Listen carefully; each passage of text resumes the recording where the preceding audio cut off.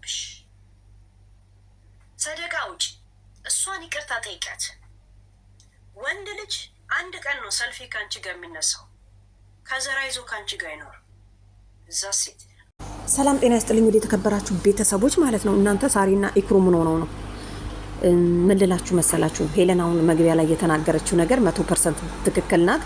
ምክንያቱም ሰው ትክክል ሲሰራ ትክክል ነው፣ መጥፎ ሲሰራ ደግሞ መጥፎ ነው ማለት መልመድ አለብን ማለት ነው። ምን ልላችሁ ፈልጌ መሰራችሁ? ትናንትና የሄለንን እንመለስበታለን እንትና ቤት ነበረችና ሀቢባ ቤት ማለት ነው። ሳሪ ጓደኛዋ ነች።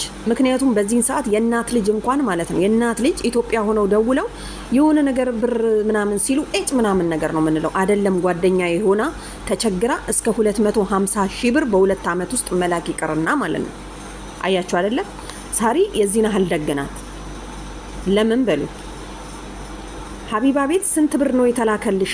ሳሪ ጓደኛሽ ነች፣ ቸግሮች ልካልሽ ታውቃለች ወይ ስትባል አው ልካልኛለች። አንድ ጊዜ 10 ሺህ፣ አንድ ጊዜ 50 ሺህ፣ አንድ ጊዜ ደግሞ ጌም ስጫወት ቲክቶክ ከሚቆርጠው እኔ 43 ሺህ ብር የአንድ አንበሳ ዋጋ እልክልሻለሁ ብላ ልካልኛለች። ሌላ ምንም ልካልኝ አታውቅም አለች።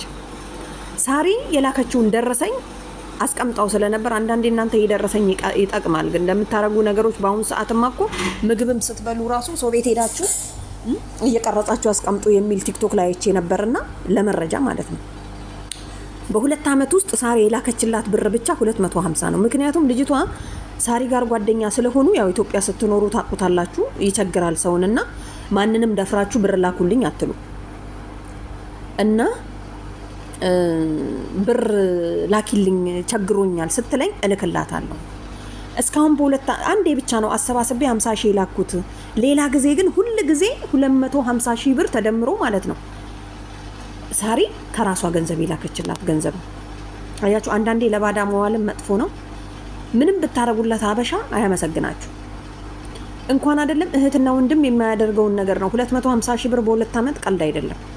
ምክንያቱም እሷ ትነግዳለች። ነጋዴ ስትሆኑ ያው ታቁታላችሁ። ትርፍ ሊኖር ይችላል፣ ልትከስሩ ትችላላችሁና ከላው ላይ ስለምታነሳ ስለማታቀው ነው። ደሞዝተኛ ብትሆን አታደርገው እና ያው አይታችኋል። ጆከር ረዳሻለሁ 50 ሺህ ብር ከኪሴ ሰጥሻለሁ፣ ሌላውን 270 ሺህ ነው የሚፈጀው አሉ። ፍሪ ቪዛ አምጥቶ ለመምጣት ማለት ነው። እሱን ራሱ አወቀ። እሺ ከዛ ምን አትሉ? እኔ ረዳሻለሁ ትመጫለሽ ምናምን ልብስ ቤት ተቀጥረሽ ትሰሪያለሽ ምናምን ተስማምተው ተለያይተው ነበር ማለት ነው። ከዛ ትላንትና ደግሞ ይሄንን እንትን ሳሪ ነች ያሰራችብኝ፣ እሷ ነች ጓደኛዬ፣ እኔ ፌመስ ነበርኩኝ ምናምን አለች ብለው አሉ እንጂ እሷ እኔ አልወጣኝም፣ ሳሪ አሰራችብኝ። ምንድነው ግን የሚሰራው እናንተ? ሰሞኑን እኮ እዚህ ሚዲያ ላይ አንዴ ቤሩት አንዴ ምናምን ስንሄድ በሉ በሐሳብ ስንሄድ በጣም ብዙ ነገር እየሰማን ነውና ፈጣሪ ከእንዲህ አይነት ነገር ይጠብቀን። እና ሄለን ምንድነው ያለችው? የሄለንን ደግሞ ስንመለስበት እቺ ባልየውን የነጠቅሻት ሚስት አልቀሳብሻለች። ስለዚህ አንቺ ሰደቃ ማውጣት አለብሽ። እሷንም ሂጂና ይቅር ባያት። ምክንያቱም አልቀሳብሻለች። እግዚአብሔር የስራሽን ይስጥሽ፣ ፈጣሪ ብድር ይክፈልሽ ብላሻለች። ምክንያቱም እቺ ልጅ ስታገባ ያን ጊዜ በጣም ብዙ ቲፎዞ እንዳላት ታውቃላችሁ። ቲክቶከር ናት፣ ታዋቂ ናት፣ ከሁሉም ትበልጥ ነበረ። እንደውም እሷ እንዳለችው እኔ ነበርኩኝ አንደኛ፣ ከኔ ኋላ መተው ሌሎቹ ራሱ ከኔ ስር ነበረ የሚሰሩት። ግን ያው የፈጣሪ ነገር ሆነና እኔ ነግራቸው ስር ጣለኝ ብላለች ኢክሩ ማለት ነው። እና ይቅርታ ብትል ምን ይመስላችኋል? እኔ እሷም ቢሆን ተንበርክኬ ቤቷ ድረስ ሄጄ ላደረኩት እንግዲህ ትቷታል እንደሚመስለኝ። አገባ ከዛ በኋላ ተዋት። እቺ ታማ ነበር፣ ስንት ስትሰቃይ ነበር ማለት ነው። ምክንያቱም ከስንት ነገር የሆነ የት ይደርሳል ተብላችሁ ስትጠበቁ ወደ ታች ወርዳችሁ ስትገኙ ከጓደኞቻችሁ በታች ስትሆኑ በጣም ብዙ ማለት እኛ እሷን ሆነን በቦታው ሆኜ ስታስቡት በጣም ከባድ ነው። እና ሄለን አሁን ሂጂና ይቅርታ ጠይቂ። አሁንም ብሰሪም ምንም ነገር ዋጋ የለውም ያደረክሽው ነገር። ወይም ደግሞ የሰው ልጅ እኮ ግን ታውቃላችሁ አይደለ? ከልቡ የሚያዝንባችሁ ከሆነ ያ ነገር ይደርሳል። በእውነት በጣም ነው የሚደርሰው፣ እርግጠኛ ነኝ እኔ። እና ስለዚህ እሷ አዝናብሽ ነው ይቅርታ ቢያት ነው የምትለውና ሄለን ትክክል ነች አትሉ? ምንድነው ያለችው? ፎቶ ለመነሳት ብቻ ነው ወንድ ልጅ ብላለች። እውነት ነው። እሱ ሊበላ አላት ይክሩ በዛን ሰዓት ጠጋ ጠጋ አለ። እንደምንም ብሎ ፏ ብሎ ብትን ብሎ አታለላት፣ አገባ።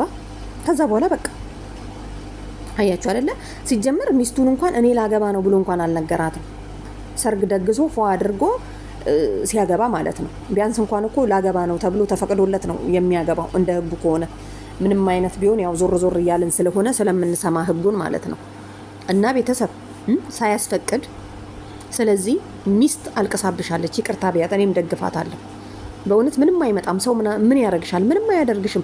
እዚህ ሚዲያ ላይ እንደሆነ አንድ ሳምንት ሆይ ሆይ ይሉና ከዛ በኋላ ይረሱሻል ማለት ነው።